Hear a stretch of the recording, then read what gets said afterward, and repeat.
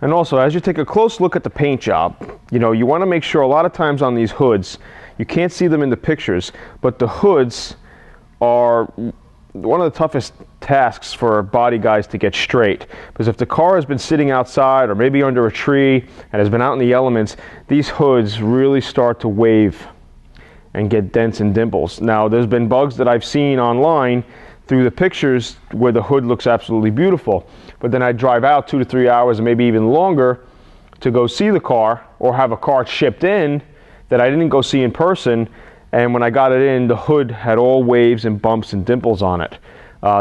You just could not see it in the pictures until you got up close. A lot of times what you could do is once you lift the hood and look underneath, then you can really see the dimples. If they really did a Bondo job on the top of the hood, you'll see underneath it's pretty wavy. So keep an eye out for that. Also keep an eye out for, here's the early style headlight. Okay, now this early style headlight lasted until '66 in America now. I'm talking about American bugs. Once they hit '67, like this car, they went to the straight headlight. Now, a lot of times I've seen early bugs, '66 and earlier, put the late fenders on it. Okay, so they have them the straight headlight. And if you're not brushed up again on your year changes, you think it's normal, you think it's natural, because you're just used to seeing the bug, you didn't think there was many changes. So those are things that you might want to just, you know, keep an eye out on. Now, one of the first things I do when I go to check out a bug, or even if I see them online, and a lot of times online, nobody is taking shots of the undercarriage. Now, we took the undercarriage, of course, out of this car, and it's right over here. Now, of course, you're not going to be able to see the car like this when you go to purchase it, but what you're going to want to do is you can just basically get down on your hands and knees and look under the floor pans, just like that. And once again, if you have an implement, if the guy does not mind, you can start poking around and seeing if there's any soft spots. This pan, of course, had to be replaced, or at least sections of it. Okay, so we did this section, and then we had to do this section. The other side floor pan was actually okay, surprisingly. Usually the battery area where the battery sits under the back seat, that is usually a crucial area that rusts because of the battery acid. So you wanted to definitely take a peek at that. The other thing you want to look at too is the frame head here. This plate right here, that is part of the frame head. If that is rotted in any way or has rust in any way whatsoever that needs to be repaired, the only way to really do it right, even to do the floor pans correctly, is you got to take the body off the chassis. You always hear guys say, "Oh, it's an easy fix. Just patch it up." It's not an easy fix. If it was an easy fix, he would do it. So just keep an eye out for that too. That plate, that usually means you got to take the body off the chassis. Now, one of the real first things I look out for before I even take a peek at the bug or even going to see it is if the guy has the front VIN plate in the tub, in the trunk. All Beetles had the VIN plate up here. The early style had it here.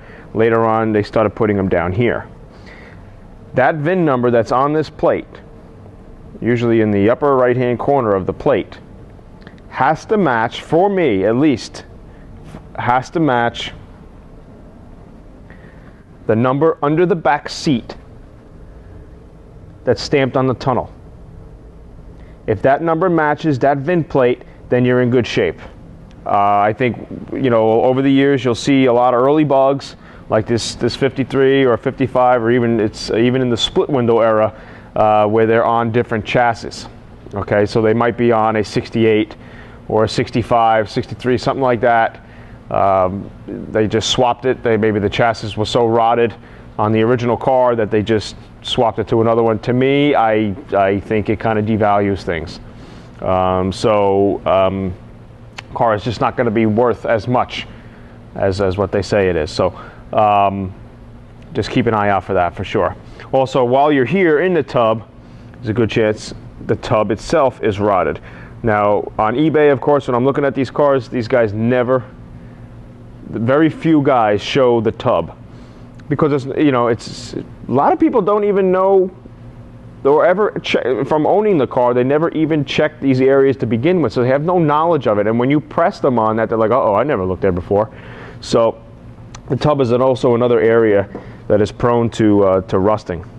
Okay, so other areas I'm going to point out here. I'm just going along, so you could skip around to the different chapters if you want to when it comes to this video series. But here's another crucial area to look out for. Now this is right under the front wheel well, and a lot of times you can see this right off the bat.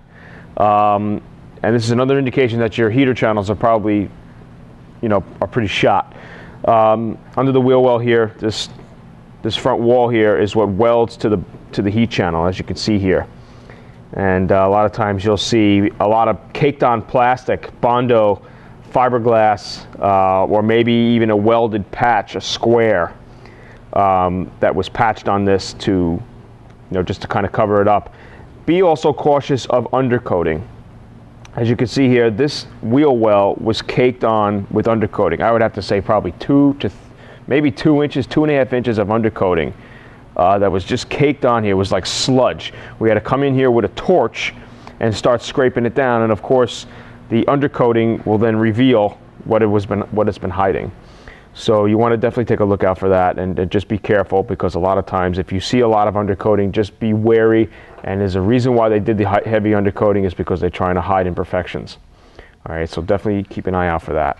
Like I said here, usually this quarter is another area that you got to watch out for. Now, a lot of times you might not see it here. Like, this is very good here. It's very strong up here. This is all good, but it's down below inside. That's where it's weak. So you might not see this because the running board is now on the car. So just be careful of that. Like I said, if you rock the running board up and down, you're going to probably hear some crunching in there. And this is what I mean by the crunching. The bolt here will start moving up and down. And if you start hearing the crunch, or the celery sound, or the leaf sound, the dry leaf sound, then you could have some problems. So definitely be on the lookout for that. Okay, another crucial area you want to look out for is under the rear wheel wells.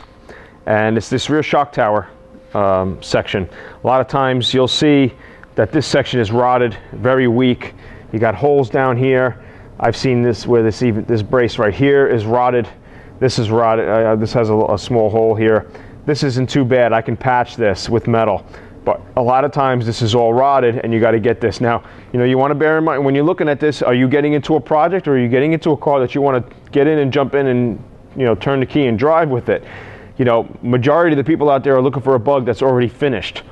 But if you're okay with jumping in on a project, these are things you got to look out for. This is a structural area here. This here, back here, where the bumper bracket mounts are. A lot of times this is all rotted. You got to even look behind, back here. A lot of times it rots behind this, and you can't even see this from here. So you got to get down on your knees, and you got to get underneath this car if this guy allows it. Or if he's even more of a gentleman, you could actually take the car to a shop and have it go up on a lift to really inspect it there, and maybe hire someone to inspect it for you. But if you can't do that, these are other areas you got to look out for, because if this is rotted and this has to come out, now you got to cut basically this whole piece out and re-weld it on. If you're not handy with welding, and you don't know how to do certain things like that, then these are added costs that you got to factor in. Now, I usually, when I go to see these cars and I see these rust issues, and you still want to purchase the car, depending on the year, if it's still a collectible year and you still want to jump in on it, that's great. But just bear in mind, certain years, maybe like I figure 68 and later, if you're going to jump in on restoration on it, and it has heavy structural rust areas that need to be repaired, you got to factor this in, because you hear it time and time again. These guys spend a ton of money restoring these cars, and in the end, they can't sell for what they put the money into. So just be careful of that.